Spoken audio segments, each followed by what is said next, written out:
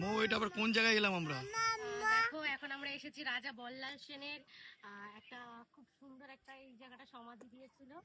তো এই যে এখানটা এসেছি, দেখো একবার দেখিয়ে দাও। আর সিঁড়িগুলো দেখো। মাম্মা এসো। এই তো যাচ্ছি, চলো।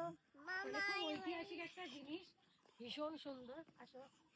Wow! মনে হচ্ছে আমরা কোথায় উঠছি।